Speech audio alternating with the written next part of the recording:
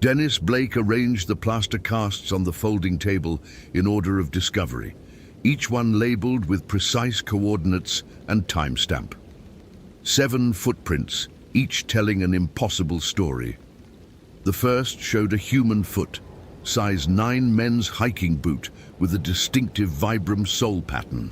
The second, found 30 feet northeast, showed a coyote's paw.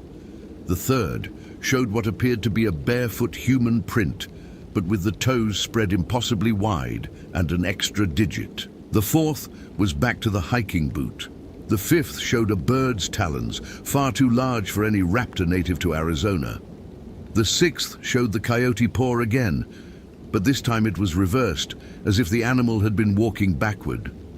The seventh showed something Dennis had no name for, a print that seemed to shift under direct light, its contours refusing to remain fixed. He'd been a ranger at Canyon de Chelly National Monument for 14 years, and in that time he'd documented black bear tracks at elevations where black bears didn't exist, found pictographs that predated accepted carbon dating by 3,000 years, and once recovered a hiker who'd survived 5 days without water in 110-degree heat.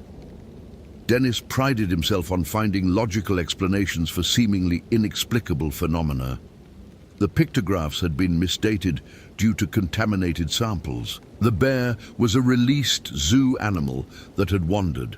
The hiker had found an unknown seep spring. But these tracks defied every logical framework he possessed. The makeshift laboratory, really just the ranger station's break room with the furniture pushed aside, smelled of plaster dust and the chemical tang of fixative spray.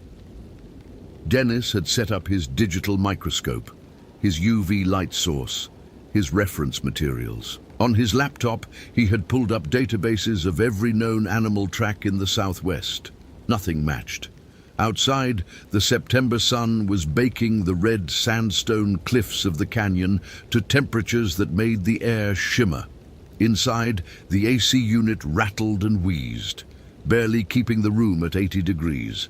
Dennis was 42, thin and meticulous, with wire-frame glasses that were perpetually sliding down his nose and a tendency to talk to himself when working through problems. "Okay," he muttered, photographing the third cast from multiple angles. "Let's assume we're dealing with a hoaxer, someone deliberately creating false tracks. But why? The area where these were found is 3 miles from the nearest trail, accessible only by technical climbing. No tourist is going that far for a prank, and the substrate analysis shows consistent depth and pressure distribution. These aren't pressed in by hand. Something walked here." His phone buzzed. A text from Chief Ranger Maria Alvarez. "Any progress on the Mills case?" Dennis grimaced. Angela Mills, 29 years old, professional photographer from Santa Fe, specializing in Native American cultural sites. She'd obtained all the proper permits to photograph the restricted areas of the canyon, had checked in with the Navajo Parks and Recreation Department, had followed every protocol. She'd been documenting a series of ancestral Puebloan pictographs in a remote alcove on the North Rim when she'd vanished 6 days ago. Her camera had been found 4 days later, 2 miles from where she should have been, sitting on a flat rock in direct sunlight. The SD card was intact. The battery was dead. When Dennis had reviewed the images, he'd wanted to throw the camera into the canyon and forget what he'd seen. He pulled up the photos now on his laptop, forcing himself to look again with clinical detachment. Image 1. The pictographs. Beautiful work, clearly ancestral Puebloan, showing the typical handprints, spiral patterns, and animal figures. Timestamp 7:23 a.m. 6 days ago. Images 2:15. Detailed shots of the pictographs from various angles. Professional quality. Nothing unusual. Timestamps 7:25, 7:45 a.m. Image 16. A self-portrait of Angela. Smiling, red bandana holding back dark curly hair. Professional camera vest. The canyon stretched out behind her. Timestamp 8:02 a.m. Image 17, the first wrong image. Another self-portrait, same angle, but Angela wasn't alone. Standing behind her, barely visible in the shadows of the alcove, was a figure. Human-shaped, but wrong.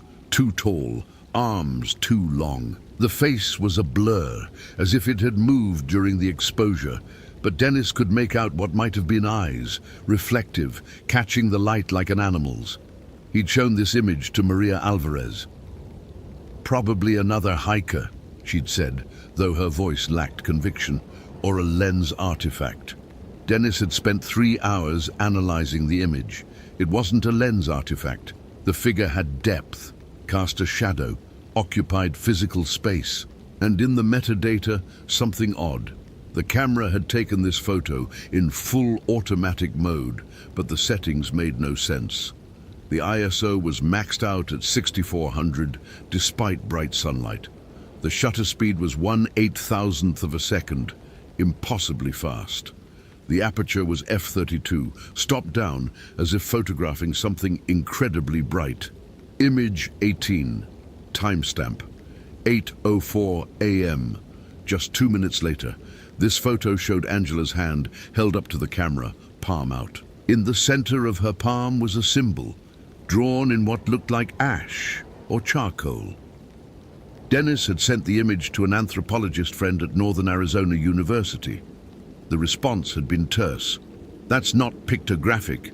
That's a skinwalker curse mark. Where did you find this?" Dennis hadn't responded. He didn't believe in curses. Images 19 to 47, a rapid sequence of photos taken over the span of 4 minutes. These were harder to explain.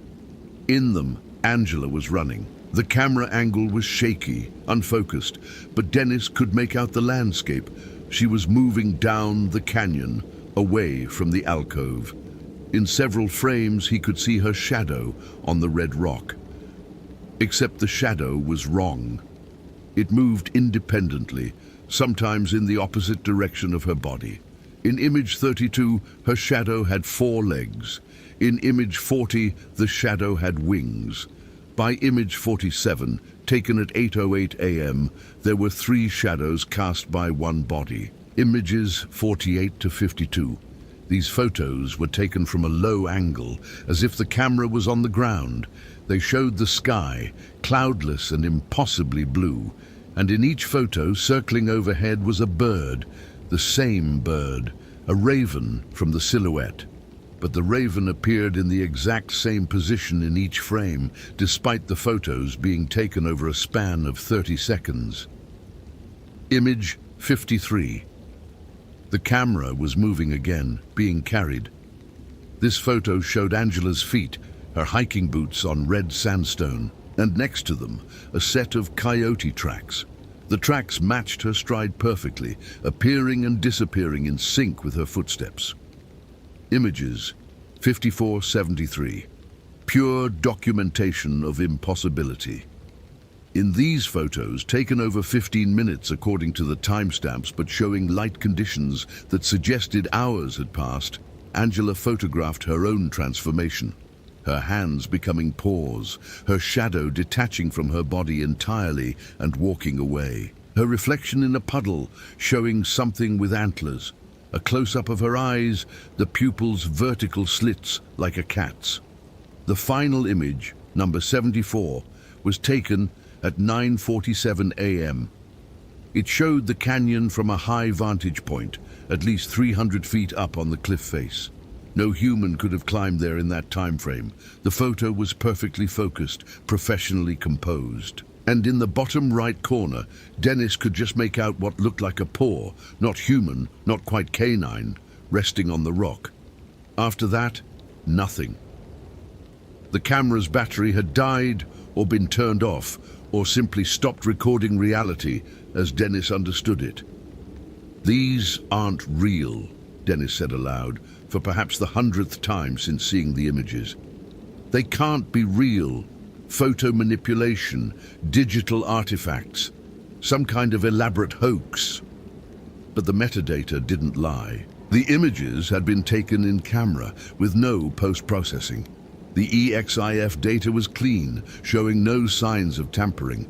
And Dennis had examined the camera itself, a Canon 5D Mark III, professional grade. No malware, no custom firmware that might produce corrupted images. He'd sent the SD card to a forensic lab in Albuquerque. They'd confirmed it. The images were authentic captures, not composites or manipulations, which left Dennis with an impossible conclusion. The camera had accurately recorded something that shouldn't exist. His phone buzzed again. This time, a call. Maria Alvarez. "Dennis, we've got another situation. Hikers just reported finding clothes on the White House Trail. Women's clothes.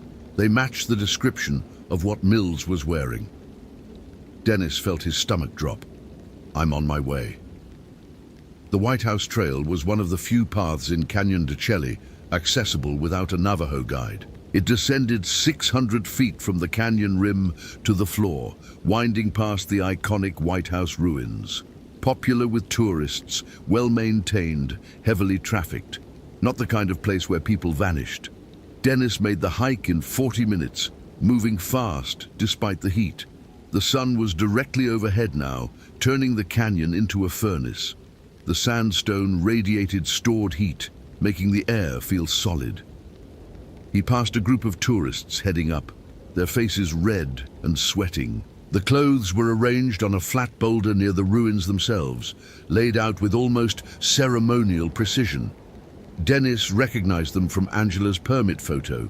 Olive green hiking pants, a white technical shirt, sports bra, underwear, socks. The hiking boots sat beside them, laces neatly tied. Everything was clean, as if freshly laundered, except for the smell. Dennis bent closer, his nose wrinkling. The clothes reeked of wet dog and something else, something musky and wild, like the inside of an animal's den. "Don't touch them," he told the hikers who'd found them, a retired couple from Ohio. "Did you see anyone else down here? Any signs of where these came from?" "Just those," the woman said, pointing. "Tracks, leading away from the boulder, heading deeper into the canyon." Dennis photographed them carefully, then followed. They were human prints, barefoot, the right size to match Angela Mills. But something was wrong with the gait. The stride length varied wildly, sometimes 18 inches, sometimes 6 feet. In places, the tracks seemed to skip over sections of ground entirely, as if the walker had simply ceased to exist for several feet before reappearing. Dennis followed them for half a mile until they reached a section of the canyon where the walls narrowed to barely 15 feet across. Here, the tracks ended at a sheer rock face and went straight up it. He tilted his head back, tracing the impossible path. The barefoot prints continued up the vertical sandstone, each one clearly visible in the afternoon light, defying gravity and basic physics. They climbed 200 feet, then disappeared around an overhang. Dennis stood there for a long moment, his carefully constructed rationality crumbling. "No," he said firmly. "There's an explanation. Climbing equipment. She had gear that wasn't found. She used ropes, adhesive, something. But Angela Mills hadn't checked out any technical climbing equipment. Her permit listed only photography gear."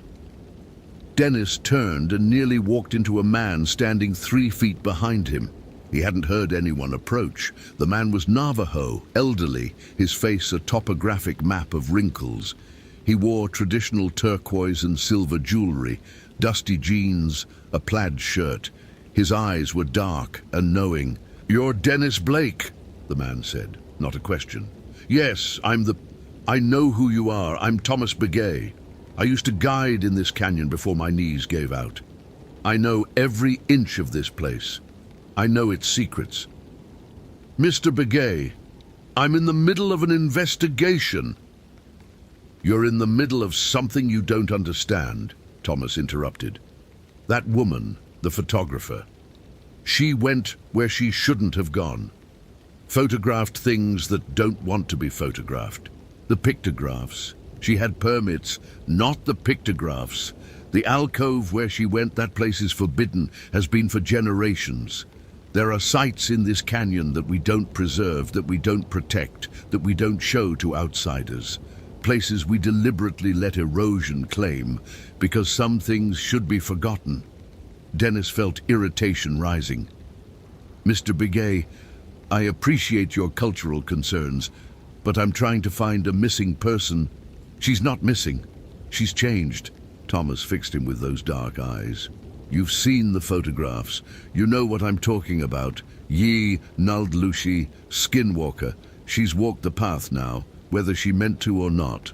That's not real. Skinwalkers are mythology. Are they?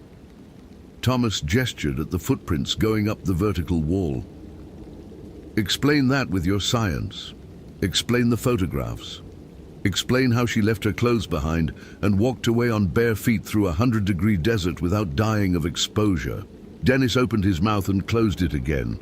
He couldn't explain those things. You want to find her? Thomas said. You need to understand what you're looking for.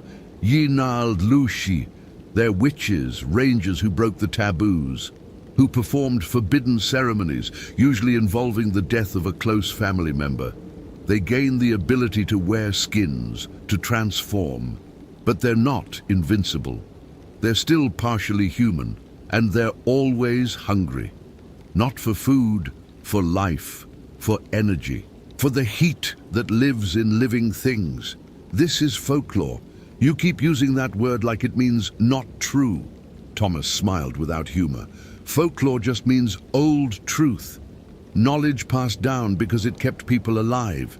You think the Diné people survived in this desert for thousands of years without understanding what shares it with us? A gust of wind came down the canyon, bringing with it that same wet dog musk Dennis had smelled on the clothes. Thomas tensed. It knows we're talking about it, he said quietly. They always know. You need to leave this canyon now, tonight. Don't come back. I can't do that. I have a job. Your job will get you killed.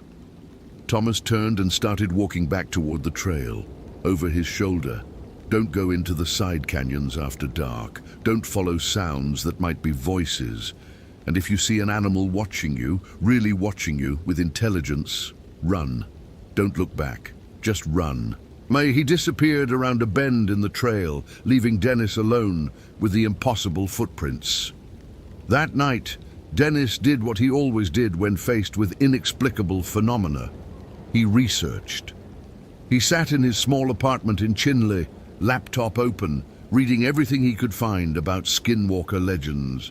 The Navajo were reluctant to discuss it, he discovered. Most websites were run by white enthusiasts or paranormal investigators, their information dubious at best. But he found a few academic papers, anthropological studies, linguistic analyses of the original Navajo terms. The picture that emerged was consistent. Skinwalkers were witches who gained their power through a profound violation of Navajo ethics, usually the murder of a sibling or parent. They could transform into animals by wearing the pelts of those creatures. They moved with impossible speed.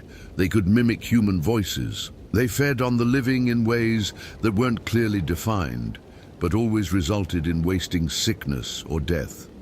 And they were associated with a specific type of witchcraft called the corpse poison way, involving the desecration of graves and the use of bone powder. Dennis fell asleep reading, his dreams filled with images of Angela Mills running on all fours through the canyon, her shadow detaching and reforming, her face becoming a coyote's muzzle. He woke at 2:17 a.m. to scratching sounds on his window. The apartment was dark, except for the glow of his laptop's sleep mode. Dennis lay perfectly still, listening. The scratching came again, rhythmic, deliberate, like nails on glass. He reached for his phone, turned on its flashlight, and aimed it at the window. A coyote stared back at him from the exterior ledge, which was impossible. His apartment was on the second floor. The coyote opened its mouth. Dennis, his name, spoken in Angela Mills' voice, coming from the animal's throat. Dennis, I need help. I'm trapped. I don't know what happened to me. Please, open the window. Every rational part of his mind screamed that this was impossible. Coyotes couldn't climb to second-floor windows. Coyotes couldn't speak. This had to be a dream or a hallucination brought on by stress and desert heat. but the coyote tapped on the glass with one paw, and the sound was absolutely real. "Please," it said again, and now Dennis could see that its eyes were wrong. They weren't the yellow-brown of a coyote. They were hazel, human. Angela Mills's eyes, set in an animal's skull. He got up slowly, approaching the window. The coyote tracked him with those human eyes. "Angela?" His voice came out as a croak. "I don't know what happened. I was photographing the site and I felt strange, dizzy. Then I was running and I couldn't stop. Dennis, I can't change back. I can't remember how to be human. Please help me." Something about the voice was wrong, not the fact that it came from a coyote. Dennis had moved past that impossibility. It was the cadence, the phrasing. It was Angela's voice, but not quite Angela's speech pattern. "How do I know you're really Angela Mills?" he asked. The coyote tilted its head, a disturbingly human gesture. "What do you mean? Who else would I be?" "Tell me something only Angela would know. Something from her permit application." I don't remember, Dennis, please, I'm so confused. Everything is jumbled. Let me in and I can explain. Angela listed a next of kin on her application. Who was it? The coyote's mouth opened wider, showing too many teeth. "Why are you being like this? I need help. I need to get inside where it's safe. There are things in the desert, Dennis, things that hunt." "Who was her next of kin?" Dennis repeated, his hand on his phone, ready to call. Whom? Animal control, the police. What would he even say? The coyote stopped pretending. Its body language changed, becoming more predatory, less desperate. When it spoke again, the voice had changed. Still Angela's tone, but with something else underneath. Something cold and ancient. "You're smarter than I gave you credit for, Ranger, or maybe just more paranoid. That's good. Paranoia keeps prey alive longer, makes the game more interesting." "What are you?" "I'm wearing Angela Mills, or pieces of her. The parts I needed, her voice, her scent, her memories, some of them anyway. The rest I've eaten or set aside for later. I can wear you too, Dennis. Would you like that? We could share a skin, walk together, hunt together." Dennis backed away from the window. The thing that looked like a coyote pressed closer to the glass. "You're thinking about running," it said. "That's instinct. But where would you go? I can smell the roads from here, taste the direction of your car. I'm faster than you, faster than anything with just 2 legs, and I'm so very hungry, Dennis. Do you know what hunger is? True hunger? Not the small want of a missed meal, the emptiness that consumes from the inside, the need that hollows out everything you are until there's just hunger wearing your shape. The Angela Mills I saw in those permit photos had a mother," Dennis said, surprised by the steadiness of his own voice. "Susan Mills, listed as emergency contact. You didn't know that, because you're not Angela. You're something that took her." The coyote laughed, a sound that should have been impossible from that throat, but it came out perfectly, terribly human. "Clever boy. Yes, I took her. But slowly, you understand. Not all at once. First just a little, just a taste. She walked into that alcove and I offered her a trade. Power for permission. The ability to see as animals see. To run as they run. To understand the secret languages of the wild. She said yes. They always say yes when you offer them something they want. You tricked her. I offered her a choice. She chose. What happened after? Well, that's the nature of transformation. You can't become something new without losing what you were. Angela Mills walked into that alcove. Something else walked out. Something that's still learning how to wear human memories like a coat. The thing pressed against the glass, and Dennis heard it crack.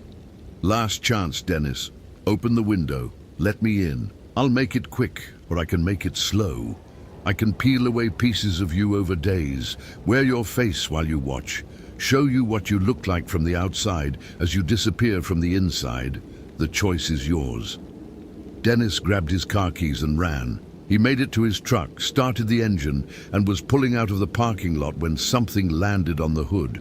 Not a coyote now, something larger. A mountain lion maybe, but wrong. Too long in the limbs, too aware. It spoke through the windshield. Running just makes me hungry. Dennis floored the accelerator. The thing on his hood held on as he swerved wildly, trying to dislodge it. At 40 miles per hour, it finally lost its grip and tumbled off into the darkness.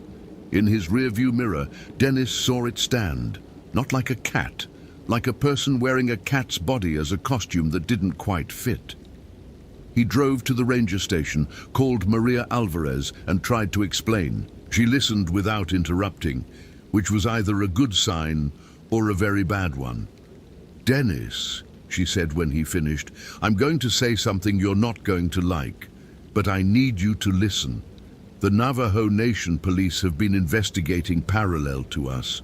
They found evidence that Angela Mills may have been involved with a group researching Native American ceremonial practices. Not academics, outsiders, people trying to recreate certain rituals. Skinwalker rituals."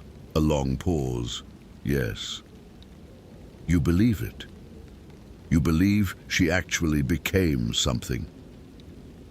"I believe," Maria said carefully, "that there are things in this world that don't fit into our usual frameworks.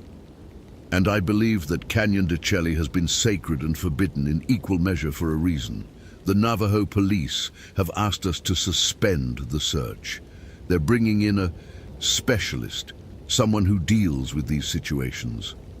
A medicine man. A Hatawi, yes.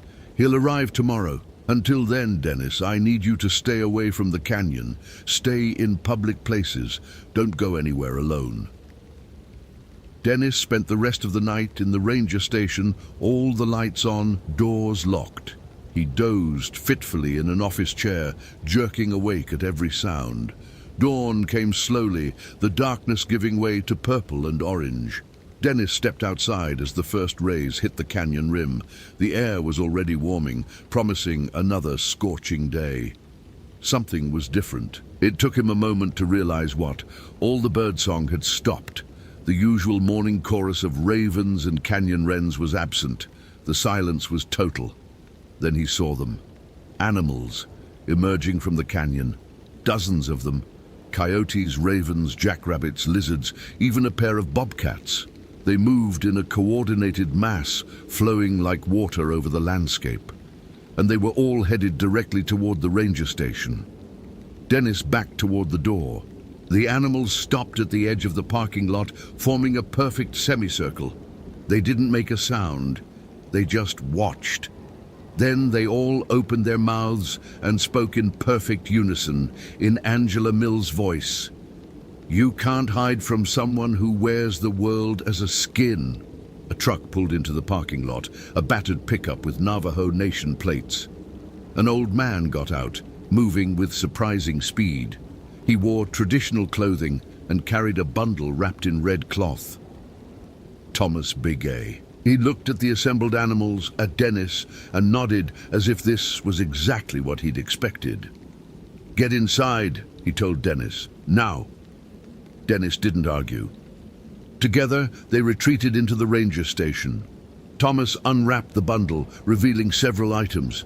A pouch of corn pollen, eagle feathers, what looked like carved bone artifacts, and a leather-bound book covered in symbols Dennis didn't recognize. "You've seen it," Thomas said. "The Yi Naldlushi. It's fixated on you now. That's bad. They're patient hunters. It could stalk you for months, years even, wearing different forms, speaking with different voices. You'd never know which animal to trust, which person might be a skin it's borrowed. How do we stop it?" "Stop it?" Thomas almost laughed. "You don't stop them. You survive them. You respect them. You protect yourself." He began drawing symbols on the floor with the corn pollen. "This will help, but only here, only now. You need to leave this place, Dennis. Find another job, another canyon. Don't come back I can't just abandon. Yes, you can. Pride keeps rangers in dangerous situations. Pride gets them killed. The Skinwalker has tasted your fear. It knows your smell now, knows your routine. It will hunt you in ways you can't predict. The only defense is distance and protection. He held up one of the bone artifacts, a carved figure that might have been human or might have been something else. This is made from yucca bone. Very old, very powerful. It confuses them, makes it hard for them to track. Wear it always. Outside, the animals were moving closer. They pressed against the windows, silent and watchful. What happened to Angela Mills? Dennis asked. The real Angela Mills. Is there anything left of her? Thomas's expression was grim. In the beginning, yes. A piece. The Skinwalker wears her, but she's still in there somewhere, screaming, getting smaller every day as it digests her. Eventually, there will be nothing left but the Skinwalker wearing her memories like photographs. That's the mercy and the horror of it. She stops suffering only when she stops existing. One of the windows cracked. A raven's beak had punched through, creating a small hole. Through it came Angela's voice again, but distorted now, as if multiple versions of her were speaking slightly out of sync. Dennis, please, I'm still in here. You can save me. You just have to let me in. I can explain everything. I can show you what I've learned. The boundaries between things aren't real. Skin is just a suggestion. You could be so much more if you'd just let me teach you. Thomas completed the protection circle and stepped back. The corn pollen glowed faintly in the morning light, or maybe that was Dennis's imagination. When I open this door, Thomas said, you run to your truck. Don't look at them, don't listen to them. Drive south and don't stop until you're out of the Navajo Nation. The reservation boundaries offer some protection. Traditional magic has geographical limits. Beyond that, wear this always. He pressed the bone amulet into Dennis's hand. And never speak its name. Names have power. The more we talk about them, the stronger they become. What about you? I'm an old man. I've had a long life, and I know ways to deal with these things that you don't. I'll buy you time. Use it wisely. Thomas opened the door. The animals surged forward as Dennis ran. He felt claws scrape his jacket, teeth snap near his legs. Something that might have been Angela Mills' voice screamed in rage and hunger. But he made it to his truck, gunned the engine, and tore out of the parking lot. In his rearview mirror, he saw Thomas standing in the doorway of the ranger station, arms raised, speaking words Dennis couldn't hear. The animals were converging on him. Dennis drove south, his hands shaking, the bone amulet burning cold against his chest where he tucked it under his shirt. He crossed the reservation boundary at dawn, marked by a faded sign, leaving Navajo Nation, drive safely. The silence followed him. Dennis Blake resigned from the National Park Service 2 weeks later. He moved to Tucson, found work as a wildlife biologist with the University of Arizona. Indoor work, mostly lab-based, analyzing other people's field data. He never went back to Canyon de Chelly. Thomas Begay's body was found 3 days after Dennis left, in his home in Chinle. Natural causes, the report said. Old age. Dennis knew better. He also knew that Thomas had bought him escape with that death, a trade made in traditional ways Dennis would never fully understand. Angela Mills was never found. The case remained open for 6 months before being classified as a presumed death due to environmental exposure. Her mother held a memorial service in Santa Fe. Dennis didn't attend, but sometimes late at night, Dennis's phone would ring. Unknown number. When he answered, there would be silence, then the sound of breathing, too slow, too measured to be fully human. And sometimes, if he listened long enough, he'd hear Angela Mills's voice, distant and distorted. I'm still learning, Dennis. Learning how to be. How many skins can one thing wear? I'm up to 17 now. How many until I remember how to be Angela? How many until I forget I was ever anything else? Dennis changed his number 4 times. It didn't help. The thing that wore Angela Mills had his scent, his pattern, his essence, and it was patient. He still wore the bone amulet. It hung cold against his heart, a constant reminder that some boundaries between human and animal, living and transformed hunter and prey, were thinner than science acknowledged. And sometimes when Dennis looked in the mirror, he wondered if his own reflection watched him back, with eyes that were a little too knowing, a little too ancient, a little too hungry. In the desert, things changed, and once changed, they rarely changed back. Hope you felt genuine terror. If you appreciate authentic horror rooted in real folklore, consider following for more stories. Which moment scared you most? What do you think happened to Thomas Begay?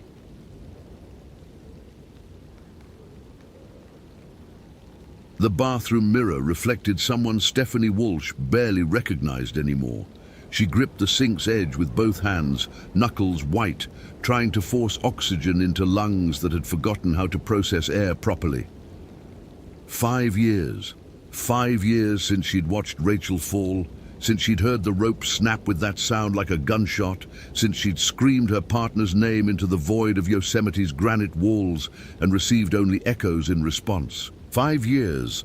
And the panic attacks still found her in fluorescent-lit bathrooms, in quiet moments when her guard dropped, in the spaces between heartbeats where grief lived permanently. The Grand Teton Ranger Station bathroom was small, clinical, smelling of industrial cleaner and the particular staleness that came from inadequate ventilation. Through the door, she could hear the normal sounds of the morning briefing winding down, boots on linoleum, coffee mugs being refilled, the low murmur of ranger conversations.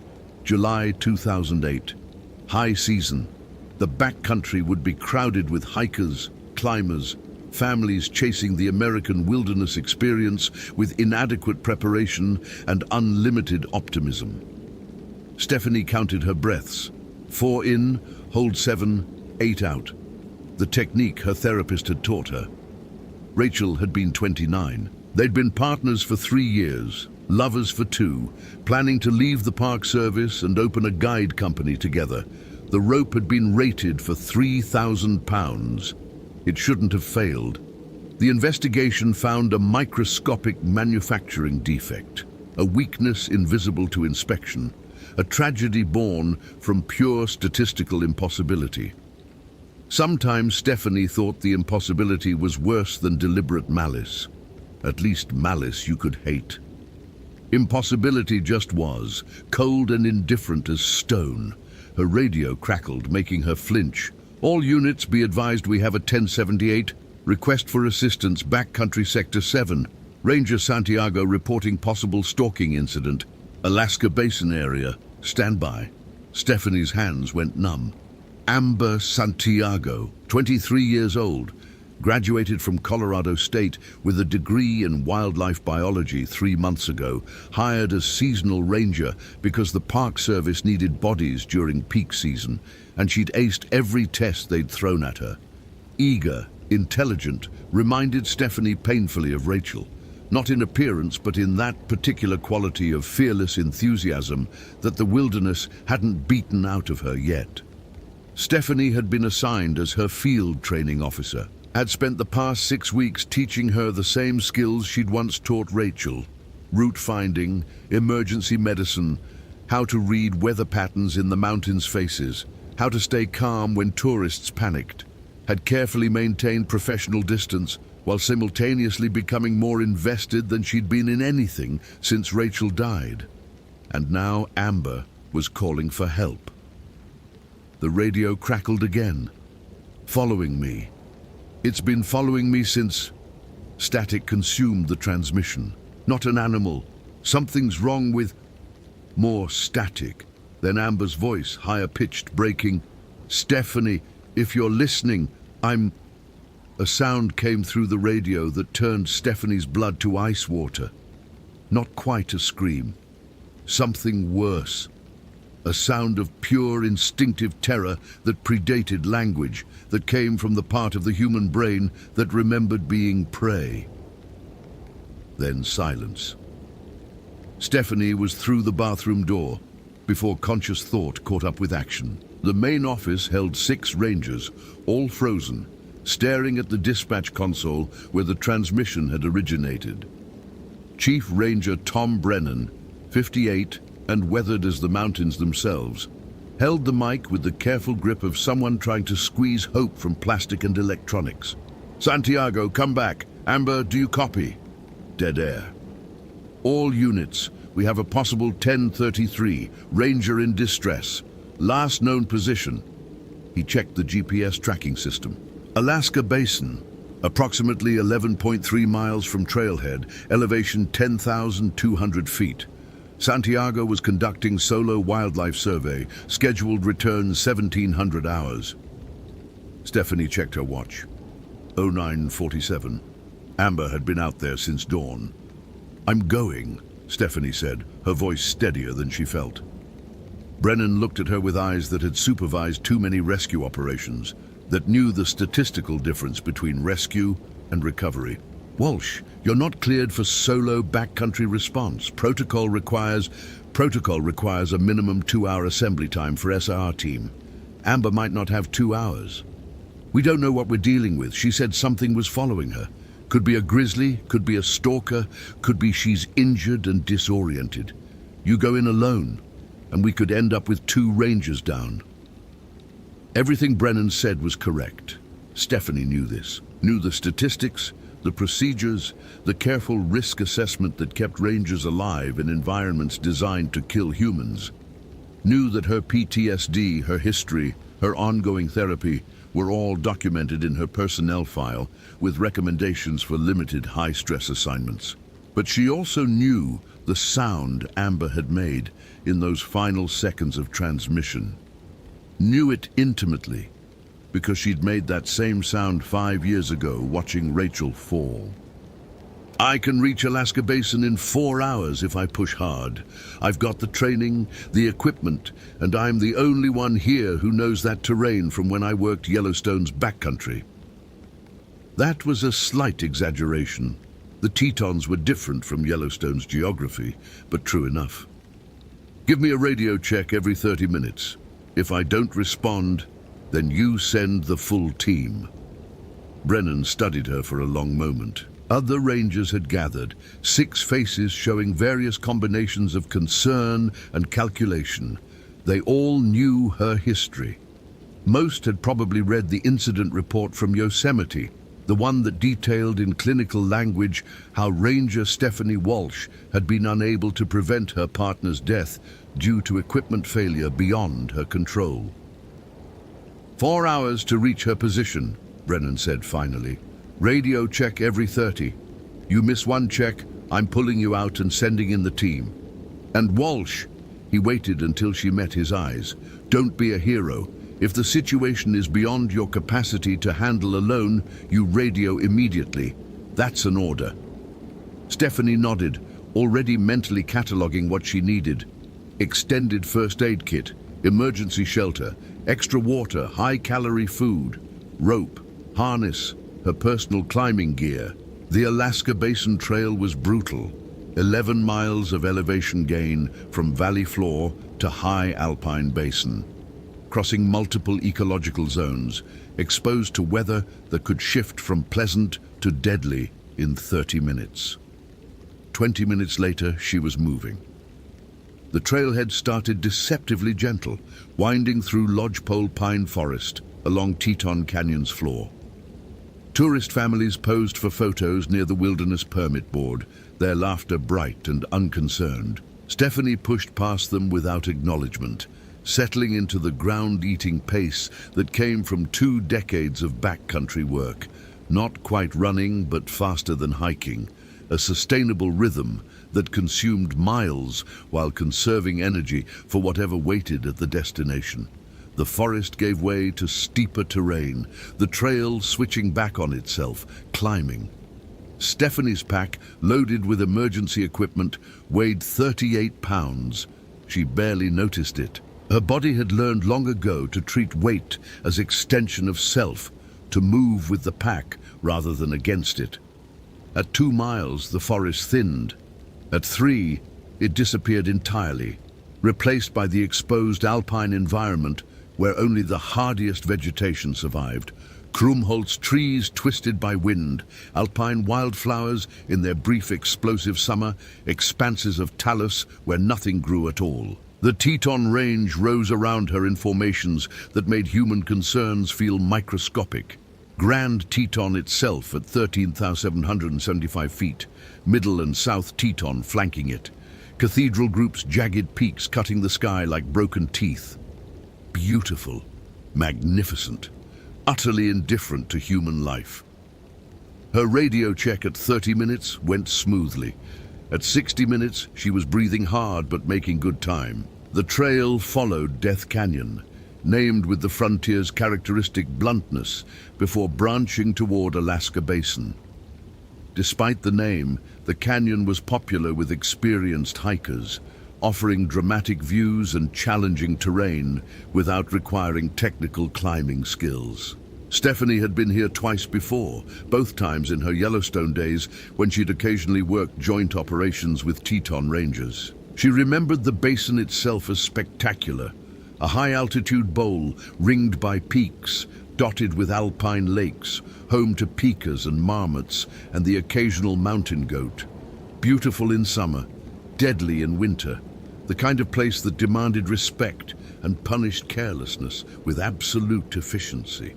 At 90 minutes, something changed. The temperature dropped, not gradually, as might be expected with elevation gain and changing weather patterns, but abruptly, as if she'd walked through an invisible membrane separating summer from deep winter. One moment she was sweating in July sunshine. The next, her breath was visible in air that felt like late November. Stephanie stopped, pulling out her emergency thermometer. 48 degrees Fahrenheit. That was wrong. She was at maybe 8,000 feet elevation. Even accounting for wind chill and cloud cover, the temperature should be in the low 60s at minimum. She checked the sky. Clear, brilliant blue, no clouds, no approaching front, nothing to explain the sudden cold. Her radio check came through normal. She reported her position, the unusual temperature drop, received confirmation and instruction to proceed with caution. Weather in the mountains could be freakishly localized. Stephanie had seen snowstorms hit one valley while the adjacent valley remained sunny. But this felt different. Wrong in a way her hindbrain recognized, even if her rational mind couldn't articulate why. She continued climbing. At 4 miles, she found the first sign that Amber had come this way. A piece of orange flagging tape, the kind rangers used to mark survey sites, tied around a stunted pine. Except it had been shredded, torn into strips that fluttered in wind that shouldn't have existed in this sheltered section of trail. Stephanie examined the tree itself. The bark showed deep gouges, 4 parallel scratches that went through the outer layer into the white wood beneath. She measured them with her fingers, 6 inches long, spaced about 2 inches apart, angled downward as if something had raked claws down the trunk with considerable force. Bear, her mind suggested. Grizzly marking territory. But the spacing was wrong for bear claws, too wide, and bears typically left marking scratches higher up on trees, standing on hind legs to advertise their size.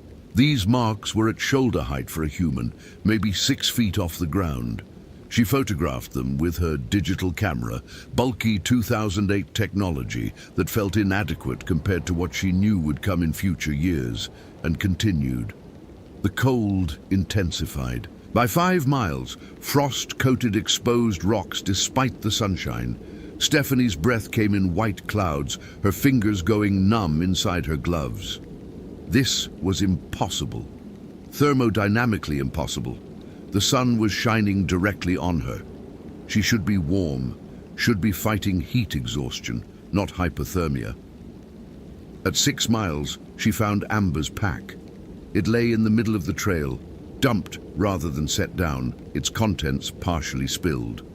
Water bottles, energy bars, survey equipment, Amber's personal first aid kit with her name in Sharpie on the outside, but no blood, no signs of struggle beyond the scattered contents, nothing to indicate violence had occurred here. Stephanie keyed her radio. "Base, this is Walsh. I found Santiago's pack at approximately mile 6, elevation 9,400. Pack appears abandoned, but no immediate signs of injury or distress." Continuing to her last known position. "Copy that, Walsh. Be advised we're tracking unusual atmospheric readings in your area. Temperature sensors are showing significant localized cooling. Recommendation is..." Static consumed the transmission. "Base, you're breaking up. Repeat last." Nothing but the hiss of dead air and something underneath it. Something that might have been wind, or might have been breathing, or might have been her imagination. Stephanie switched frequencies, tried raising dispatch directly. Same static. Her GPS unit still showed her position accurately. Technology that relied on satellite signals rather than line-of-sight radio. But all voice communication had been cut off as completely as if someone had thrown a switch. She was alone. The smart thing would be to turn back, return to radio range, wait for the SAR team. The smart thing would be to acknowledge that she was a single ranger with a history of trauma, responding to a situation that had already claimed one colleague and might easily claim another. But Amber was out here somewhere. Amber, who was 23 and brilliant and reminded Stephanie too much of Rachel, who had made that sound of pure terror over the radio before going silent. Stephanie continued climbing. The trail became steeper, more exposed. She crossed a section of loose talus where every step required careful placement, where a twisted ankle would be catastrophic. The cold had become painful now, despite her layered clothing and continuing physical exertion. Her core temperature felt wrong, as if the cold was bypassing normal thermal regulation and attacking directly. At 8 miles, she found blood. Not a lot. Just drops, dark against the pale granite, leading off-trail toward a jumbled section of boulders. Stephanie followed them, one hand on the bear spray clipped to her belt, useless against most threats, but better than nothing, her other hand free for balance. The boulders formed a maze of passages barely wide enough for human navigation. The blood trail led into them, marking the stone in a pattern that suggested someone had been moving quickly, carelessly, pressing against rocks that scraped and cut. "Amber!" Stephanie's shout echoed off stone, came back to her distorted. "Amber Santiago, if you can hear me, respond." For 3 heartbeats, nothing, then faintly from deep within the boulder field, "Help." The voice was weak, thready, barely audible, but it was human. It was Amber. Stephanie squeezed into the boulder maze, following the blood, following the voice. The passages twisted, narrowed, opened into small chambers before constricting again, claustrophobic, disorienting. The kind of terrain where people got wedged and died slowly while rescuers worked frantically above them. She found Amber in a chamber about 10 feet across, huddled against the far wall with her knees drawn up to her chest, her ranger uniform torn and filthy, her face pale as bone. Blood crusted her left forearm where fabric had been shredded along with skin. "Stephanie," Amber's voice cracked. "You came." "Of course I came." Stephanie moved carefully into the chamber, assessing. The arm wound looked bad, but not immediately life-threatening. Jagged lacerations consistent with being scraped against rough granite, dirty and probably requiring stitches, but no arterial involvement. Amber's pupils were equal and reactive, no obvious head trauma. Mild hypothermia based on her shivering and pale skin. Severe psychological distress evident in her body language and the way her eyes wouldn't stop scanning the chamber's entrance. "What happened?" Stephanie asked, pulling out her first aid kit, beginning to clean the arm wound with antiseptic wipes. "Something followed me." Amber's voice was flat, shock-toned. "From about mile 4. I thought it was an animal at first.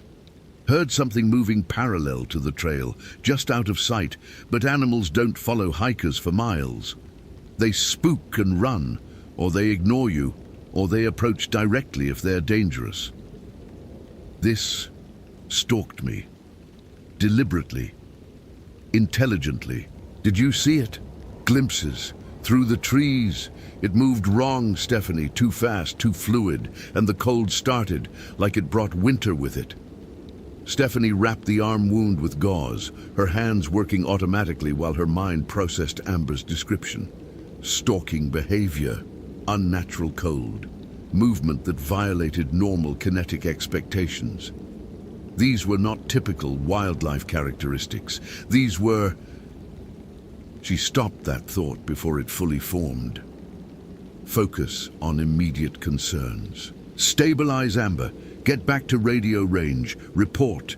Let experts determine what had happened out here. We're leaving, she said. Can you walk? Amber nodded. I think so. My ankle's twisted but not broken. I can... The temperature plummeted. In the space of a single breath, the cold went from painful to agonizing, from unusual to impossible. Stephanie's exhaled breath didn't just fog. It crystallized, ice forming in midair and falling as tiny, glittering particles. The stone walls of their chamber developed frost patterns, feather-like crystal formations spreading across granite that had been bare seconds before. And something screamed. Not an animal scream, not human, something between the two, a sound that combined the throaty rage of a predator with the higher-pitched elements of human vocal cords stretched beyond their design parameters. It came from somewhere in the boulder maze, echoing off stone, seeming to originate from multiple directions simultaneously. Amber grabbed Stephanie's arm with strength born from terror. That's it! That's what chased me! Stephanie's training screamed conflicting protocols: shelter in place, avoid the threat, protect the civilian, radio for help, assess the danger, retreat tactically. But her radio was dead. There was no shelter, and Amber was injured and terrified, and her responsibility. Stay behind me, Stephanie said, pulling out the bear spray. We're going back the way I came. Move quickly but carefully. Do not run unless I tell you to run. They squeezed back into the boulder maze's passages, Stephanie leading, Amber clinging to her pack. The cold burned now, painful on exposed skin, making metal equipment dangerous to touch with bare hands. Stephanie's breath came in ragged clouds, her lungs protesting the supercooled air. Something moved in the passages ahead, not clearly. Just a suggestion of motion, a shadow that was too solid, that occupied space in a way shadows shouldn't. It flowed between boulders, keeping pace with them, but staying ahead, corralling them toward what? Deeper into the maze, away from the trail. Stephanie changed direction, choosing a passage that angled back toward the trail, toward open ground, where whatever this was couldn't use the terrain against them. The shadow blocked their path. It resolved for just a moment into something almost visible, tall, emaciated, with limbs too long and joints that bent wrong, a face that might have been human once, but had been stretched and distorted until it resembled something carved from ice and hunger. Its eyes reflected light that wasn't there, gleaming with an intelligence that was worse than animal cunning, because it was recognizable as human intelligence corrupted into something monstrous. Stephanie triggered the bear spray directly at it. The capsaicin stream hit the thing, and it screamed again, that hybrid sound of beast and person staggering backward. But not from pain, from offense, as if the spray had violated some rule it expected her to follow. It recovered almost instantly, lunging forward with speed that defied physics. Run! Stephanie shoved Amber toward the nearest passage. Go, go, go! They ran. The boulder maze became a nightmarish blur of stone and cold, and that thing pursuing them, sometimes ahead, sometimes behind, sometimes seeming to exist in multiple locations simultaneously. Stephanie lost track of direction, focused only on keeping Amber moving, on finding passages that led out rather than deeper in. Her hand found open air, They burst from the boulder field onto the exposed trail, stumbling into sunshine that felt shockingly warm after the glacial cold of the maze. Stephanie spun, bear spray ready, expecting the thing to follow. Nothing emerged. The boulder field sat silent, frost still coating the rocks nearest the passages, but whatever had chased them had stopped at the boundary between maze and trail. Territorial. Some part of Stephanie's mind catalogued. It doesn't want to leave its hunting ground. "Move!" she gasped. "Back toward trailhead. Now!" They moved, Amber limping but mobile, Stephanie constantly checking behind them. The cold receded as they put distance between themselves and the boulder field, temperature returning to normal summer ranges. At mile 7, Stephanie's radio crackled back to life. "Alsh, come in!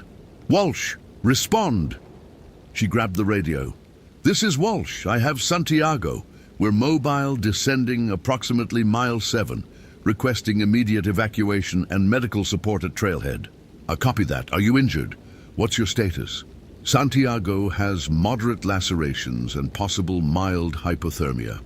I'm uninjured. We encountered..." She paused, uncertain how to report what they'd experienced in language that wouldn't get her flagged for psychological evaluation. "Unusual wildlife. Request full SAR team deployed to secure area." "Negative on wildlife reports from other hikers. What species?" Stephanie looked at Amber, whose eyes reflected the same uncertainty. "How do you report encountering something that violated natural law? How do you tell your superiors that something impossible had hunted you through boulder fields while manifesting winter in the middle of July?" "Unknown species," she said finally. "Large, aggressive, exhibited unusual behavior. Recommend area closure until properly assessed." They reached the trailhead 3 hours later, emerging from the wilderness to find an ambulance waiting, along with Chief Brennan, 2 SAR team members, and the kind of organized chaos that came with a successful rescue operation. Paramedics descended on Amber immediately. Brennan pulled Stephanie aside while they worked. "What really happened up there?" he asked quietly. Stephanie chose her words carefully. "Something chased us. I don't know what it was. It moved wrong, created localized cold that shouldn't be meteorologically possible, and demonstrated hunting behavior more sophisticated than any wildlife I've encountered in 20 years of backcountry work." Brennan's weathered face showed skepticism and concern in equal measure. "You want me to close 11 miles of trail based on something weird? I want you to send a properly equipped team to investigate, bring thermal imaging, wildlife cameras, maybe fish and game involvement. Something is in that boulder field at mile 8, and it's dangerous." To his credit, Brennan didn't dismiss her outright. "I'll send a team tomorrow morning, full safety protocols. If they confirm unusual activity, we'll consider temporary closure." He paused. "You did good work today, Walsh. You brought her back." But Stephanie barely heard him. She was watching Amber being loaded into the ambulance, watching the young ranger's eyes scan the tree line with the perpetual vigilance of prey, and thinking about the thing they'd encountered. Thinking about how it had moved with such intelligence, such purpose, such hunger. That night in her ranger housing unit, Stephanie couldn't sleep. She lay in darkness, listening to wind move through pines outside her window and researching on her laptop, searching for anything that matched what they'd experienced.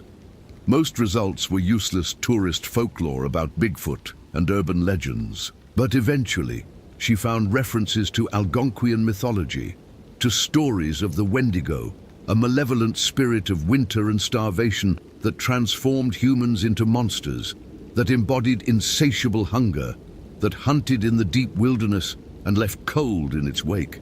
The descriptions matched, too precisely to be coincidence. But Wendigo were First Nations mythology from the Great Lakes and Canada, not the Rocky Mountains. The Tetons had their own indigenous history, Shoshone, Crow, Blackfeet, but not the specific cultural traditions that had created Wendigo stories. Unless. Stephanie refined her search, adding terms about Grand Teton history, about early expeditions. Found a reference to the Spalding-Peterson Party of 1927. 6 climbers and 2 guides who had entered Alaska Basin in October for a late-season mountaineering attempt. An early snowstorm trapped them for 3 weeks. When rescuers finally reached them in mid-November, they found only 2 survivors, both incoherent and suffering from severe frostbite and starvation. The official report mentioned unfortunate dietary necessities during extreme survival conditions. Cannibalism in Alaska Basin 81 years ago. One of the survivors, a climber named Thomas Hewitt from Ontario, had been confined to a psychiatric facility after repeatedly insisting that something had come into their camp during the starvation period, had whispered to them in the darkness, had promised them relief from hunger if they would just take the first bite. He died in institutional care in 1934, still raving about the thing in the mountains that ate human souls and transformed men into frozen hunger. Stephanie closed the laptop, her hands trembling. She didn't believe in supernatural entities. She believed in psychological trauma, in environmental stresses, in the ways that human perception could break down under extreme conditions. She believed in rational explanations, but she also believed in what she'd seen, in the thing that had stalked them through the boulder field, that had manifested impossible cold, that had moved with intelligence and hunger, and something that felt older than the mountains themselves. The SAR team went into Alaska Basin the next morning. 4 rangers, properly equipped, tasked with investigating the boulder field at Mile 8 and retrieving Amber's abandoned survey equipment. They found her pack and scattered supplies. They found the blood trail. They found the frost patterns on the rocks, still present despite a night of normal July temperatures. They found tracks, not human, not quite animal, impressions in soft earth showing something bipedal but wrong, with foot anatomy that shouldn't exist, spaced in strides too long for any human gait. The tracks circled the boulder field in patterns that suggested territorial pacing, that implied intelligence enough to recognize boundaries. Brennan closed the Alaska Basin Trail pending environmental assessment and wildlife evaluation. The official reason cited concerns about a potentially aggressive large predator, species undetermined. Unofficially, the rangers who'd gone in came back spooked, unwilling to discuss details, but clearly having encountered something that shook their professional composure. Amber Santiago resigned 2 weeks later, citing personal reasons. She left Wyoming without saying goodbye, though she sent Stephanie a text message from her parents' house in New Mexico. "Thank you for coming for me. I can't go back. I can't explain what we saw, but it was real. It's still there. Be careful." Stephanie didn't resign. She couldn't. Because if something was hunting in Alaska Basin, something that had transformed humans through starvation and cold 80 years ago and still lingered in those high places, then someone needed to watch. Someone needed to remember. Someone needed to warn the next eager young ranger who wanted to conduct wildlife surveys in Death Canyon. She requested permanent assignment to Backcountry Patrol. Got it, partly because of her successful rescue of Amber, partly because few rangers wanted the isolated, demanding work. She spent the rest of that summer and the subsequent years hiking the Teton wilderness, documenting, observing, watching for signs that the thing in the boulder field was expanding its territory. It never left Alaska Basin. But occasionally, when weather turned cold and storms rolled through in shoulder seasons, Stephanie would find things. Tracks that shouldn't exist. Frost patterns in sheltered areas where temperature shouldn't drop. Once a deer carcass stripped completely of flesh, but with the bones arranged in patterns that suggested intelligence rather than scavenger feeding. She photographed everything, kept detailed logs, built a file that she shared with no one because she knew how it would sound. The traumatized ranger who'd lost her partner and now saw monsters in every shadow. But on winter nights, when wind howled through the mountains, Stephanie would sometimes wake to the sound of something screaming in the distance. Not quite animal, not quite human, a sound of hunger that could never be satisfied. And she would check her windows, would make sure her doors were locked, would remember the way the thing in the boulder field had looked at her with stolen human intelligence and absolute predatory focus. She'd saved Amber, had brought her back from the wilderness alive, had done what she'd failed to do for Rachel, but she knew, with a certainty that lived deeper than rational thought, that she hadn't defeated the thing in Alaska Basin, hadn't even hurt it, had simply survived because it chose to let her survive, because one ranger escaping to spread fear and stories served its purposes better than one more meal. The Wendigo, if that's what it was, had been patient for 80 years. It could wait longer, could wait for the next party of hikers to get trapped by early snow, for the next desperate soul to violate the boundaries between human and monster, for the next opportunity to feed on terror and transformation and the particular flavor of human souls consumed by hunger. Stephanie kept hiking into Alaska Basin every few months, always in daylight, always properly equipped, documenting the signs that something unnatural hunted there. She told herself it was professional diligence, fulfilling her duty as a ranger to monitor potential hazards. But really, she was keeping vigil, standing watch over something that couldn't be killed or captured or explained in language that rational minds would accept. Because some hunts never end, some predators never die, and some wilderness areas remain wild, not despite human presence, but because something older and hungrier has claimed them first. On clear nights, she could see Alaska Basin from her ranger housing, a dark notch in the mountains where starlight seemed dimmer than it should be. And sometimes, though she told herself it was imagination, she thought she could see something moving up there. A pale figure in terrain too exposed for nighttime travel, pacing the boundaries of its territory, waiting with the patience of something that had already consumed time itself. Rachel had died to equipment failure and statistical impossibility. Amber had nearly died to something far worse. And Stephanie lived, suspended between the two, carrying knowledge that isolated her more completely than any mountain range could. She kept Rachel's photograph on her desk at the ranger station, young, smiling, alive in a moment before gravity and bad luck had transformed her into memory. Next to it, she placed a printout of the Wendigo folklore she'd researched, a reminder that some deaths were preventable and some were unavoidable, and some were caused by things that shouldn't exist, but did anyway.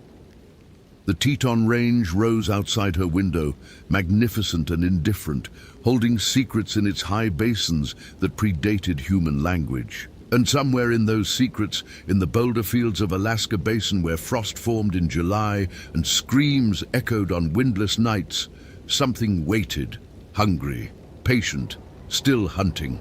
Hope you felt genuine terror. If you appreciate authentic horror rooted in real folklore, consider following for more stories. Which moment scared you most? Share your theory about what happened.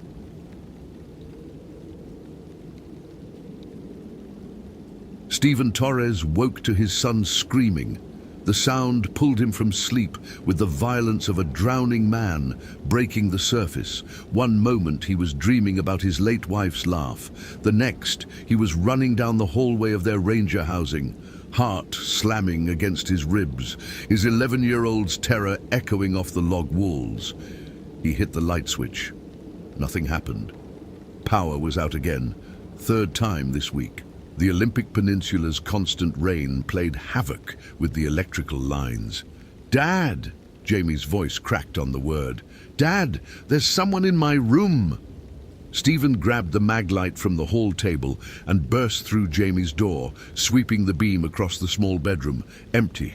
Window closed, but the air, Christ, the air reeked of wet earth and something underneath it, something organic and wrong that made Stephen's throat tighten. And there, spreading across the hardwood floor from the window to Jamie's bed, a trail of fresh black soil mixed with something that glistened in the flashlight beam. Jamie sat pressed against his headboard, blankets clutched to his chest, his face pale in the maglight's glare. "He was standing right there," the boy whispered, pointing to the foot of his bed. "Right there, Dad, looking at me. He didn't blink, not once." "Who, buddy? Who was looking at you?" "I don't know, but he smelled like when we found that dead elk last month, remember? When it had been dead for a while."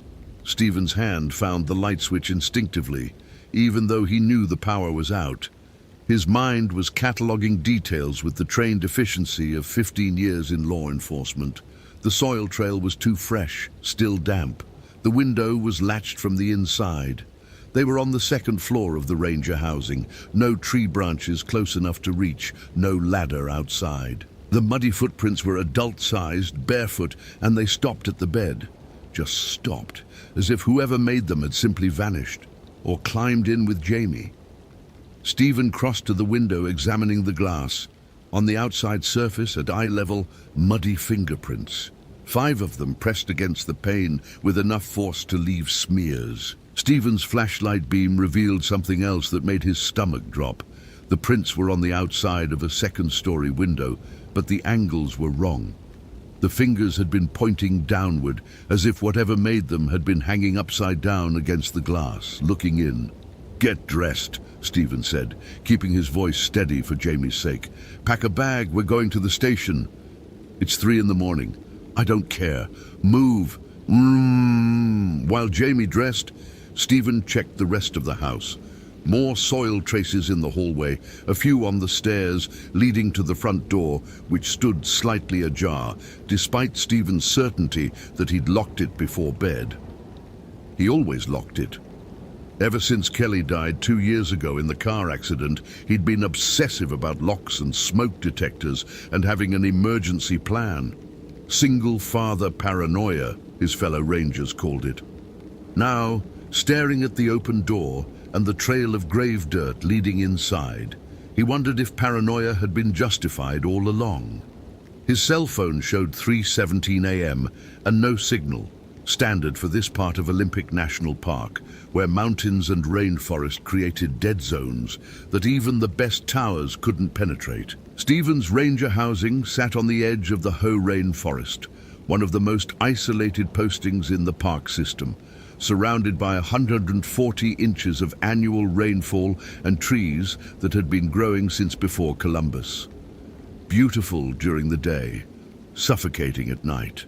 They took Stephen's truck, a 2002 Ford Ranger with mud tires and a rack of emergency lights that he activated despite the empty pre-dawn roads. Jamie sat silent in the passenger seat, still pale, clutching a backpack with his Nintendo Game Boy and a change of clothes. Stephen wanted to ask more questions about the figure in his room, but part of him didn't want to know, didn't want to put words to the dread growing in his chest, like frost spreading across glass. The ranger station was 12 miles away, a drive that took 25 minutes on the winding forest roads. Stephen made it in 18, his headlights cutting through mist that rose from the ground like exhalation. Twice he thought he saw movement in the trees, something keeping pace with the truck, loping on 4 legs or possibly 2, hard to tell through the fog and the Douglas firs that crowded the roadside like witnesses. The station was dark, except for the emergency lights. Stephen parked and hustled Jamie inside, locking the door behind them and immediately checking the windows. All secure. The building was concrete and steel, built in the 1970s, when the Park Service still prioritized function over aesthetics. It smelled like coffee and old paper and the mildew that crept into everything on the peninsula, despite best efforts. "Stay in the break room," Stephen told Jamie. "Lock the door. Don't open it unless you hear my voice." "Where are you going?" "To check something. I'll be right back." Stephen's office was a small room cluttered with incident reports, trail maps, and photographs of the park's various ecosystems. He pulled up the missing persons database on his desktop computer. The station had satellite internet that actually worked, and entered search parameters. Juvenile male, Olympic National Park, last 30 days. 3 results. 3 boys, all around Dylan Morrison's age. all reported missing while hiking with their families in different sections of the park. All vanished without a trace, despite extensive search operations. Stephen had participated in 2 of the searches himself. Standard assumption had been that they'd gotten lost, fallen into ravines, been taken by the elements or wild animals. Olympic could kill you 100 different ways if you didn't respect it. But now, Stephen pulled up the incident details and saw patterns he'd missed before. Each disappearance had occurred on a night with no moon. Each family had reported strange occurrences before the boy vanished. Livestock acting disturbed, unusual animal sounds near their campsites, family members experiencing vivid nightmares about being watched. And in 2 cases, investigators had found traces of disturbed earth near the last known locations, as if something had been digging. Stephen's phone rang. His work landline, not the cell. He grabbed it. Olympic Station, Ranger Torres. Stephen. The voice was Robert Morrison's, Dylan's father, hoarse with exhaustion and fear. Stephen, you need to get to the hospital. It's Dylan. He's back. The drive to Forks Community Hospital took 40 minutes. Stephen brought Jamie, unwilling to leave him alone even in the locked station. The boy fell asleep against the passenger window, exhausted, while Stephen's mind raced through impossible scenarios. Dylan Morrison had been missing for 72 hours, vanished from a family camping trip near the Kinnaul River. Massive search operation, dogs, helicopter with thermal imaging, volunteers from 3 counties. Nothing. And now he was back? Robert Morrison met them in the hospital parking lot. The man looked like he'd aged a decade in 3 days. Unshaven, eyes red-rimmed, shirt buttoned wrong. They found him walking on Highway 101 about 2 hours ago, Robert said. Just walking, barefoot, covered in mud. He won't talk, won't say where he's been or what happened. The doctors can't find anything physically wrong with him. But Stephen, his eyes, there's something wrong with his eyes. Jamie stirred awake as they entered the hospital. The fluorescent lights made everything look sterile and false. A doctor met them outside Dylan's room, Dr. Patricia Chen, ER attending, looking puzzled and concerned in equal measure. He's stable, she said. Vitals are normal. No signs of dehydration or malnutrition despite being missing for 3 days. No injuries, but his behavior is... She paused, searching for words. Dissociative. He responds to simple commands but doesn't speak. And there's one other thing. She led them to Dylan's room. Through the observation window, Stephen saw the 12-year-old boy sitting on the examination table, hospital gown hanging loose on his thin frame. His parents stood nearby, his mother crying silently. Dylan stared straight ahead, unblinking, his face slack and empty as a mannequin's. His core body temperature is 87 degrees, Dr. Chen said quietly. That's hypothermic range. Should be causing severe symptoms, confusion, loss of coordination, cardiac arrhythmia. But he's functioning normally except for the non-responsive behavior. And when we drew blood, the lab ran it twice because they thought there was a contamination. There's something in his system that shouldn't be there. Elevated levels of cadaverine and putrescine, compounds associated with decomposition. Stephen's mouth went dry. What does that mean? I don't know. I've contacted a specialist at Seattle Medical, but they can't get anyone here until tomorrow morning. For now, we're keeping him under observation. Dr. Chen glanced through the window at Dylan, and Stephen saw something flicker across her professional composure. Fear. Ranger Torres, in your experience with wildlife and environmental factors in the park, have you ever heard of anything that could cause this? Stephen thought about the mud in Jamie's room, the footprints on the second-story window pointing downward, the 3 other missing boys, the smell of rot and earth. No, he lied. Nothing like this. Jamie pressed his face against the observation window. Dylan, he called out. Dylan, it's me, Jamie. The boy on the examination table turned his head. too smoothly, like it was mounted on ball bearings instead of vertebrae. His eyes found Jamie through the glass, and Stephen felt his son go rigid beside him. "Dad," Jamie whispered. "Dad, that's not Dylan." "What do you mean, buddy?" "That's not him. It looks like him, but it's not. His eyes, they're wrong, like the man in my room. They don't blink right. They blink sideways." Stephen looked closer. Dylan's eyes were tracking Jamie, and as he watched, the boy's eyelids closed, but not from top to bottom. They closed from the sides, nictitating membranes sliding across the corneas like a reptile's. There and gone so fast, Stephen almost missed it. "Jesus Christ," he breathed. Dylan's mouth opened. His lips moved, forming words without sound. Stephen couldn't hear through the glass, but he could read lips well enough after years of working in high-wind environments where shouted conversations were the norm. The boy was saying the same two words over and over. "He's coming, he's coming, he's coming." Stephen grabbed Jamie and Robert Morrison, pulling them away from the window. "We need to leave now." "What? Why?" Robert looked at him like he was insane. "That's my son in there." "That's not your son."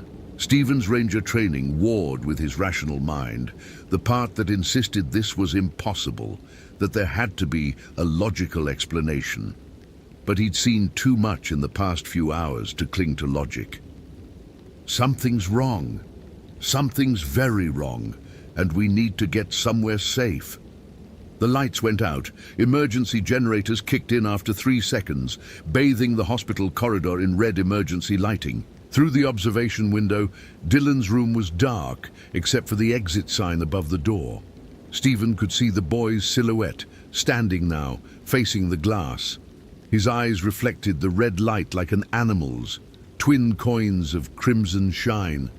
Then he smiled, and his mouth was full of too many teeth. The observation window exploded outward. Safety glass turned to pellets that sprayed across the corridor. Dylan, the thing wearing Dylan, climbed through the shattered frame with movements that were liquid and wrong, joints bending in directions that would shatter bones. His mother screamed. His father lunged forward, trying to reach him, and the creature that had been Dylan moved faster than anything human should move, crossing 10 feet in an instant and sinking its teeth into Robert Morrison's throat. Blood sprayed in arterial jets, painting the walls, the floor, Stephen's face. He grabbed Jamie and ran, pulling the boy away from the scene, away from Robert's gurgling screams and his wife's shrieks and the wet tearing sounds that his brain refused to process. Behind them, the hospital erupted into chaos, alarms, shouting, the creatures snarling that sounded like a rabid dog, crossed with something that had learned to speak and forgotten how. They made it to the parking lot. Stephen threw Jamie into the truck, fired the engine, and peeled out as people in hospital scrubs ran from the building. In his rearview mirror, he saw the thing that looked like Dylan Morrison standing in the emergency room entrance, covered in Robert Morrison's blood, watching them leave with eyes that reflected red in the taillights. Jamie was sobbing. Stephen drove, hands white-knuckled on the steering wheel, his mind fracturing. What he'd just seen was impossible. Medically impossible. Physically impossible. But it had happened. He'd watched it happen. "The man in my room," Jamie managed through his tears. That's what he looked like. His eyes, the way he moved. "Dad, what's happening?" Stephen's phone rang, his personal cell, signal somehow working despite the dead zone. He answered on speaker. "Torres. Ranger Torres, this is Magda Popescu." The voice was elderly, heavily accented, Eastern European, Romanian maybe. "You don't know me, but I live in Forks. I'm calling because I heard on the scanner about the boy at the hospital, about what he did, and I think I know what's happening to these children." "Who is this? How did you get my number?" "Directory assistance, Mr. Torres. Please. I know you won't believe me, but you must listen. What you're dealing with, we have a name for it in my country. Strigoi, the undead, the ones who return. Stephen's rational mind wanted to hang up, to dismiss this as a crank call, but his hands kept the phone pressed to his ear. That's folklore, ghost stories. Yes, ghost stories we told because they were true. I came to America in 1952, Mr. Torres. I came because my village in Romania was destroyed by what you call ghost stories. I've been tracking similar incidents in your park for 3 years now. The missing children, the livestock deaths, the reports of disturbed graves in the old pioneer cemetery near Lake Crescent. This is not the first time Strigoi have manifested in Olympic, but it's getting worse. Something is calling them. Something or someone. Even if I believed you, which I don't, what am I supposed to do about it? You protect your son. Because Strigoi don't take children randomly, Mr. Torres. They choose them. They mark them. And if your boy has seen one and survived, he's been marked for transformation. The creature will come for him. Probably tonight, probably when the moon sets and the darkest part of night arrives. That's when they're strongest. How do I stop it? Silence on the line. Rain hammered Stephen's windshield, the Olympic Peninsula performing its nightly baptism. Finally, Magda spoke. In the old country, we had methods. Hawthorne stakes through the heart, beheading and burning the body, exhumation and proper burial rites. But those only work if you can find the original corpse, the first Strigoi, the one that's creating the others. Kill that, and the transformations stop. The newly turned might be saved. Dylan Morrison, if he's been turned, like you say, he can still be saved. But only if you destroy the Master Strigoi. And to do that, you need to find where it rests during the day. Strigoi are corpses, Mr. Torres. They need to return to their grave soil to regenerate. Look for disturbed earth, for places where the dead should rest, but don't. The call ended. Stephen stared at his phone, then at Jamie, who'd stopped crying and was listening with the wide-eyed intensity of a child trying to make sense of an adult world gone mad. Dad, Mrs. Popescu used to bring cookies to school on Romanian holidays. She told us stories about vampires, but they weren't like in movies. She said real vampires were just dead people who came back wrong. Jamie, I believe her. I believe it because I saw that thing in my room, and it wasn't alive, Dad. It was dead but moving, like Dylan. Dylan's dead, isn't he? He died in the woods, and something brought him back. Stephen wanted to deny it, wanted to tell his son that there were logical explanations, that science and reason would prevail, that monsters weren't real.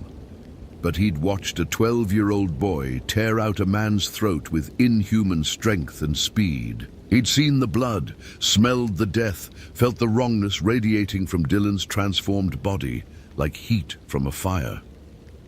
Yeah, Stephen said quietly. I think he is. They drove to the ranger station, and Stephen armed himself. His service weapon, a Glock 22, that would be useless against what they were facing but provided psychological comfort. His backup pistol, 2 maglights, his emergency radio, a GPS unit, a first aid kit that wouldn't help against the undead, but might help against everything else the Olympic wilderness could throw at them. He also grabbed 2 items from the evidence locker. A combat knife from a previous arrest, 8 inches of carbon steel, and a small hatchet confiscated from illegal tree cutting. Not hawthorn stakes, but sharp metal that could sever a spine. Where are we going? Jamie asked. To find where it's sleeping. If Mrs. Popescu is right, and God help me, I think she is, we need to find the original Strigoi, the one that created Dylan, the one that came into our house tonight. Stephen pulled up a topographical map of Olympic National Park on his computer and marked locations. The 3 other missing boys' last known positions, Dylan's campsite, his own ranger housing. They formed a rough circle about 15 miles in diameter, centered on an area near Lake Quinault. There, Stephen said, tapping the screen. Old Rainier Cemetery, established in 1897, abandoned in the 1940s, when they relocated most of the bodies to Forks. But the historical records show at least 30 graves that were never successfully exhumed. Ground was too wet, too unstable. Some of the dead just stayed. And you think that's where it is? Only one way to find out. They left at first light, the perpetual Olympic rain turning from darkness to grey dawn without ever actually becoming day. Stephen had called Tom Chen, no relation to Dr. Chen, the senior ranger and his supervisor, and left a voicemail explaining where he was going and why, knowing it sounded insane, hoping that if he didn't come back, someone would at least know where to search. He didn't mention Strigoi, just said he was investigating a lead on the missing children cases. The drive to Lake Quinault took 90 minutes on logging roads that were more mud than gravel. Jamie stayed quiet, playing his Game Boy with the sound off, occasionally looking out the window at the forest, pressing close on both sides. The rainforest here was primordial. Sitka spruce and western hemlock that reached 200 feet tall, their trunks draped in moss that hung like burial shrouds, the ground thick with ferns and rotting logs that fed new growth in the endless cycle of death and renewal. Old Rainier Cemetery wasn't marked on modern maps. Stephen found it using GPS coordinates from historical documents, following a trail that had been overgrown for decades. They parked and continued on foot, Stephen carrying the hatchet and knife, Jamie staying close behind him. The cemetery appeared through the mist like a wound in the forest. Headstones leaned at drunken angles, some fallen completely, others so weathered the names were illegible. The ground was torn up in multiple places, fresh excavations, black soil mounded around holes that descended into darkness. The smell hit them before they reached the fence, rot and wet earth, and something sweetly nauseating that Stephen's brain insisted was decomposition. "Stay behind me," Stephen whispered. They moved between the graves, Stephen's maglight sweeping across the disturbed earth. Some of the holes were shallow, just a few feet deep. Others went down far enough that the flashlight beam couldn't find the bottom. At the center of the cemetery, beneath a stone angel whose face had eroded away, Stephen found what he was looking for. A grave that had been excavated from below. Dirt pushed up from inside, as if something had clawed its way to the surface. The headstone was partially legible. "Here lies Urianu, died 19. May he find peace." "Murianu," a voice said behind them. Stephen spun, raising the hatchet. Magda Popescu stood at the cemetery entrance, leaning on a wooden cane, her ancient face creased with lines that spoke of decades of knowledge and sorrow. She wore a heavy coat despite the June weather and carried a canvas bag that bulged with angular shapes. "The grave says Murianu," she continued, approaching slowly. "I've been researching the old cemetery records.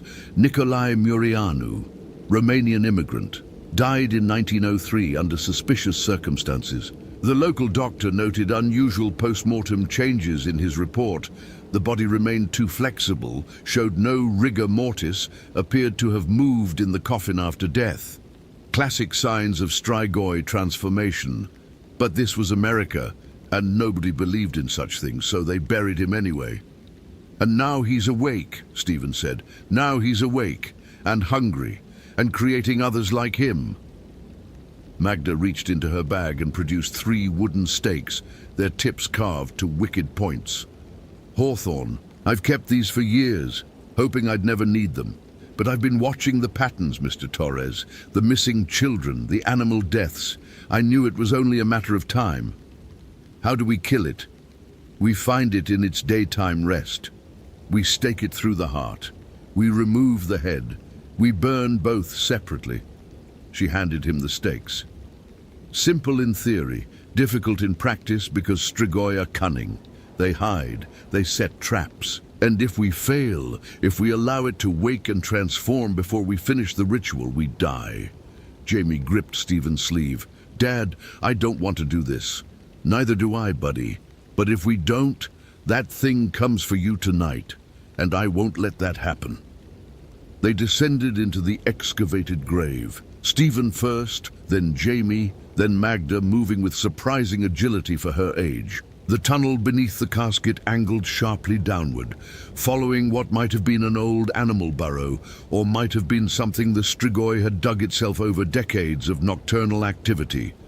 The walls were slick with moisture and something else, something organic that squelched under Stephen's hands as he crawled. The tunnel opened into a chamber, a natural cavity in the bedrock that had been expanded by years of clawing. Stephen's flashlight beam revealed a nightmare. Bones scattered across the floor, some animal, but some disturbingly human-sized. Clothing scraps that might have belonged to the missing boys. And in the center, curled in a depression filled with grave dirt, a figure. It had been a man once, Nicolae Murianu, if Magda was right. But a century of death and unnatural animation had transformed it into something that only approximated human form. The skin was grey-white, mottled with liver spots and patches of fungal growth. The fingers were elongated, nails grown into yellowed claws. The face, Christ, the face still bore traces of what Murianu had been. But the eyes were sunken hollows, and the mouth was a lipless gash full of broken teeth. It was sleeping, or resting, or whatever Strigoi did during daylight hours when their unnatural vitality waned. "Now," Magda whispered, pressing a stake into Stephen's hand. "Before it wakes." Stephen approached the creature, raised the stake, aimed for where the heart should be. The Strigoi's eyes snapped open. They were white, completely white. No iris or pupil, just milky cataracts that somehow still saw. The creature's mouth opened in a scream that was less sound than sensation, a vibration that rattled Stephen's bones and made Jamie cry out.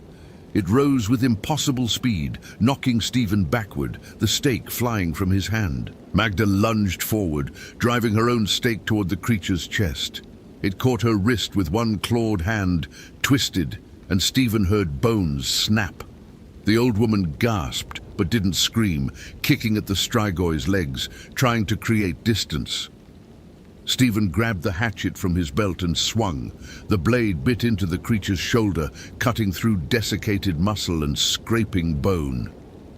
Black fluid, not blood, something thicker and fouler, sprayed across the chamber walls. The Strigoi released Magda and turned on Stephen, its white eyes fixing on him with predatory intelligence. "You," it said, and its voice was wind through a graveyard, dry leaves and rattling breath. "You who would destroy me. You who would end my feeding." It moved closer, hunching under the low ceiling. "I know your fear, Stephen Torres. I tasted it when I visited your home. When I looked through your son's window and saw the delicious terror in his sleeping face. I know everything about you now. Stay away from my son. But he's so young, so full of warm life. When I transform him, and I will, once I've fed enough to regain my strength, he'll be like Dylan, forever young, forever hungry, forever mine." Stephen swung the hatchet again. The Strigoi dodged with liquid grace, then was on him, impossibly strong hands gripping his throat. Stephen's vision began to tunnel, darkness creeping in from the edges, the hatchet falling from nerveless fingers. Jamie drove the fallen hawthorn stake into the creature's back. The boy had grabbed the stake Stephen had dropped and rammed it between the Strigoi's shoulder blades with all the strength his 11-year-old frame possessed. It didn't penetrate the heart. The angle was wrong, but it went deep enough to make the creature release Stephen and spin toward this new threat. "No!" Stephen lunged, grabbing the Strigoi from behind, wrapping his arms around its torso in a bear hug that pinned its arms. The creature thrashed, its strength overwhelming, but Stephen held on, aware that he was embracing a corpse, that the thing in his arms was dead tissue, animated by hunger and rage, and something older than any folklore could explain. "Jamie! The stake! Drive it through!"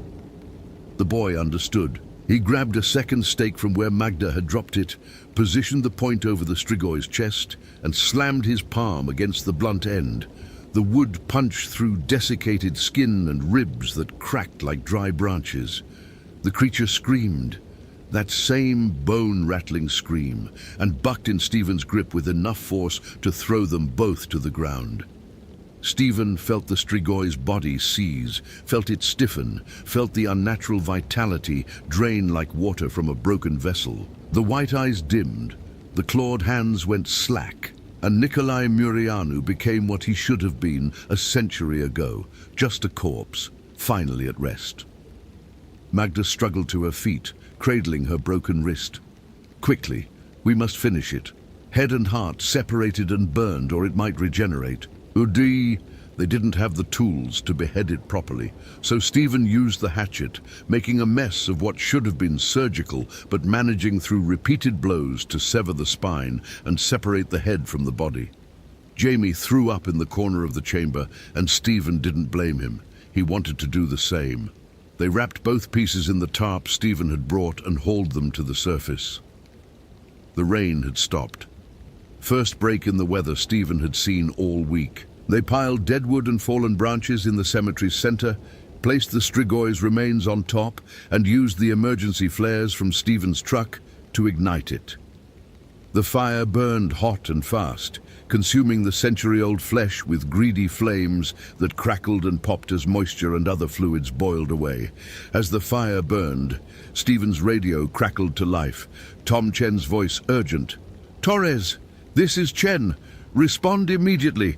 We have a situation at Forks Hospital. Dylan Morrison has regained consciousness. He's speaking, seems oriented, doesn't remember anything after going missing. Dr. Chen says his body temperature is normalizing. Whatever was happening to him, it's reversing. Do you copy?" Stephen keyed his radio. "I copy, Tom. The situation is resolved. I'll brief you when I return to station." "What situation? Your voicemail didn't make any..." "Later, Tom. Torres out." Magda watched the fire with eyes that had seen too much. The other children, the ones taken before Dylan, they might also recover if we were quick enough, or they might be too far transformed. We won't know until we find them. And if they're too far gone? She didn't answer, didn't need to. Stephen understood. If the other boys had been dead too long, had been fed from too many times, had begun their own transformation into Strigoi, then they'd need to find them and repeat what they'd done today. Find them and end them before they could create more undead. The fire burned down to ash. Stephen stirred it with a stick, making sure nothing remained but carbon and bone fragments. The smell of burning flesh, even dead, animated flesh, would stay with him forever. He looked at Jamie, who sat on a fallen log, pale and shaking but alive. Still alive, still human. "Is it over?" the boy asked. Stephen wanted to say yes, wanted to believe that burning Nicolae Mureanu had ended the threat, that Olympic National Park could return to being just a beautiful, dangerous wilderness instead of a hunting ground for the undead. But he thought about the other missing boys, about the abandoned cemetery and the 30 graves that had never been properly exhumed, about the fact that Mureanu might not have been the only Strigoi resting in Olympic's rainforest. "For now," he said, "it's over for now." They buried the ashes, mixed them with salt and iron filings that Magda produced from her bag. Traditional methods, she explained, to bind the dead and prevent any resurrection. Then they returned to town, Stephen driving, while Magda gave him the names of other European immigrants who'd settled on the peninsula over the past century. Other families who'd brought their folklore and possibly their monsters across the Atlantic. Dylan Morrison recovered fully within 3 days. He remembered nothing after leaving his family's campsite to gather firewood. The other missing boys were found alive, disoriented, hypothermic, but alive, wandering the forest in various locations. All showed elevated levels of decomposition markers in their blood work that slowly normalized. Dr. Chen published a paper on unexplained hypothermic amnesia in pediatric wilderness exposure cases that baffled the medical community and was eventually dismissed as regional anomaly. Stephen Torres continued working as a ranger at Olympic National Park. He partnered with Magda Popescu, who proved to be a wealth of knowledge about the region's hidden history, the forgotten graves, the old superstitions, the stories that European immigrants had brought with them and tried to leave behind. Together, they quietly monitored the park for signs of supernatural activity, responding to reports of disturbed graves and missing persons with a level of awareness that other rangers lacked. Jamie grew up knowing that monsters were real. He handled it better than Stephen expected, though the boy refused to sleep with his window open and kept a hawthorn stake under his bed until he left for college. They never spoke about what happened in Old Rainier Cemetery, but it bonded them in ways that normal father-son relationships couldn't match. They'd faced death together, true death, the kind that walked and hungered and survived. 3 months after Nikolai Murianu's destruction, Stephen received a package at the ranger station. No return address. Inside, a leather-bound journal written in Romanian with English translations in the margins. Magda's handwriting. The journal documented 50 years of Strigoi activity in the Pacific Northwest, from 1903 to 1952, including detailed descriptions of other undead manifestations, their weaknesses and methods of destruction. A note was paperclipped to the first page, for when you need it. And you will need it, Stephen. Olympic is beautiful, but it's old. And old places remember what modern people prefer to forget. The dead don't always stay buried here. Someone has to watch. Someone has to remember. Now that's you, MP. Stephen filed the journal in his desk's locked drawer, hoping he'd never need to reference it again. But he knew better. Olympic National Park stretched across nearly 1 million acres of wilderness, much of it unexplored, all of it old beyond human reckoning. If one Strigoi had found rest in its rainforest, others might too. And as long as Stephen Torres wore the ranger badge, as long as his son lived in the shadow of those ancient trees, he'd be watching. Because some stories aren't metaphors, some warnings are literal, and some monsters are just the dead who forgot to stay that way. Hope you felt genuine terror. If you appreciate authentic horror rooted in real folklore, consider following for more stories. Which moment scared you most? Share your theory about what happened.